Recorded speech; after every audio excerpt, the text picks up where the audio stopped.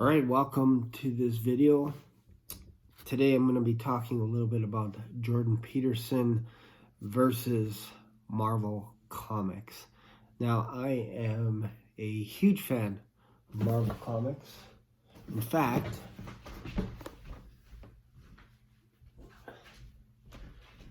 a few years ago, my wife actually gave me a wallet. It's a Marvel wallet.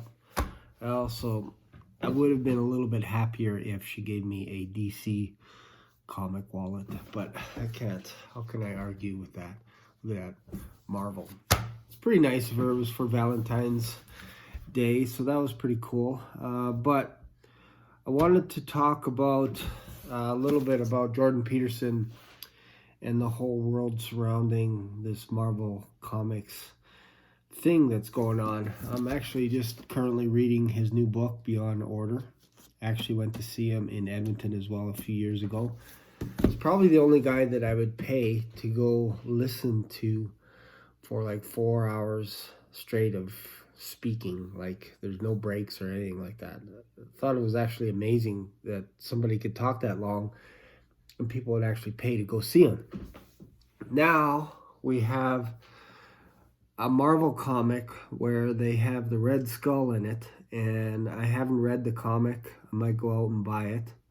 I'll see, but clearly this is a marketing ploy by Marvel Comics to use somebody that is extremely influential towards the male demographic, if you will. Obviously, there's some women that follow Jordan Peterson as well. But I think it's predominantly male, anywhere from age 16 to like 50 plus.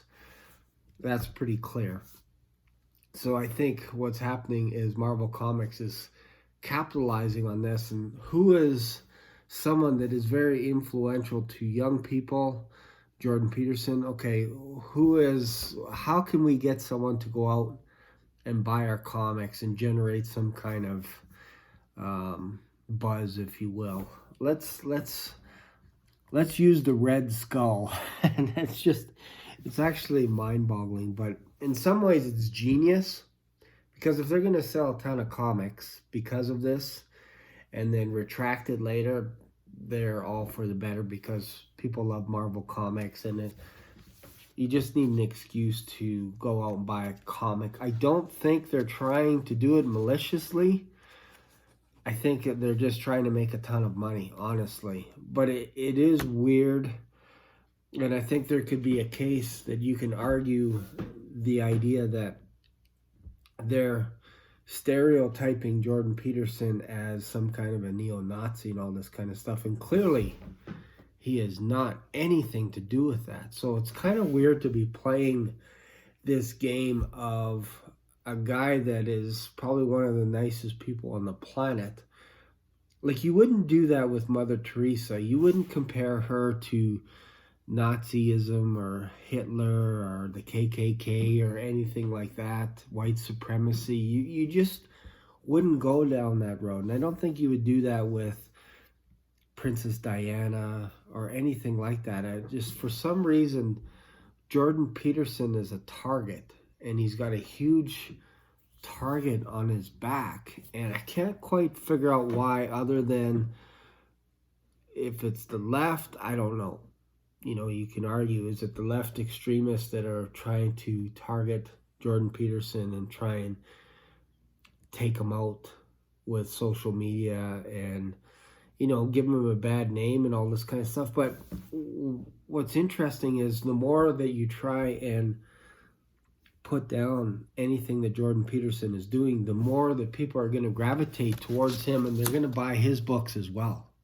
And I strongly recommend that you buy his book and read it. It's a huge read. It's like 400 pages. I have the audiobook because while I'm working, I like to listen to audiobooks, so that'll allow me to plow this through pretty quick. But I love Jordan Peterson. I like everything that he stands for. His daughter is fantastic as well, Michaela Peterson. She's got her own podcast. So if you're curious to know the truth and all that kind of stuff, go check out Jordan Peterson's website. Go check out his podcast. Same thing with his daughter. They're always on it doing stuff.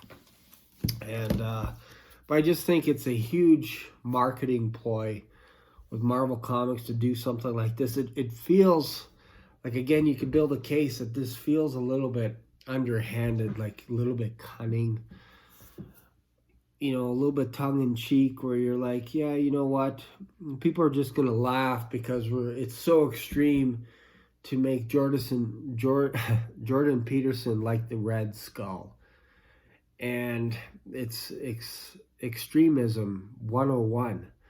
If you do something so extreme, it's like those Nike running shoes where they had 35 cc's of blood in it. I think that's like the most ridiculous marketing ploy ever, but then I'm talking about it right now. So if that's what you want, if you want people talking about Nike blood shoes, there you go. Nike, if that's what you want, if you want this kind of publicity, hey, I know you didn't design that shoe, but you should really think about maybe taking those guys to court that created a shoe with 35 cc's of blood in it and all this kind of stuff, because if you're worried about your reputation, then maybe you have to deal with that. So it seems like a weird universe right now. Like, it's really strange to be able to leap to that. Like I said earlier, you wouldn't do that to Muhammad Ali. You wouldn't do that to Mother Teresa. There's a few people that you would do it to. You'd probably do it to Donald Trump, because there's such a push to, like, Donald Trump is being blamed still for the COVID-19. He's being blamed for wrecking the U.S. economy, all this kind of stuff on a daily basis. He's not even in office right now, and he's being blamed for all this kind of stuff. So we're in a very unique and bizarre time. Like, it's just weird what's going on right now. So this is kind of like, I won't say this is the last straw. I think this is just the beginning of, we're going to start seeing foolishness now. We're just going to start taking root, and they're going to start picking apart. Get ready for Ben Shapiro to be made fun of, Candace Owens, that kind of stuff. They're going to try and take these people out through social media by blacklisting them, all this kind of stuff. It's a weird world when people are trying to stand up for truth and tell it like it is, that there are people that are trying to squash their ideas or make fun of them and all this kind of stuff. And it's like, why? Why are you doing this? What is the real incentive behind this? Why are you trying to rip someone down instead of building them up? I don't really understand that. So yeah, it's kind of interesting. But yeah, I would say check out this book, and hopefully Jordan Peterson gets some attention through this whole thing. It's so bizarre. It's a bizarre world, I tell you. It's just a crazy world. But if you like these type of videos, feel free to subscribe to my channel. Let me know your thoughts. What do you think about the whole Jordan B. Peterson versus Marvel Comics? What do you think that's happening out there? Do you think this is a marketing ploy? Do you think they're maliciously trying to go after Jordan Peterson? And if you've watched some of his responses, Jordan Peterson, do you think he's right in saying what he said? Is this a joke? Are they actually really trying to attack his character and all this kind of stuff? What do you think? What are your thoughts around that? So anyways, that's it for today's video. Thanks a lot.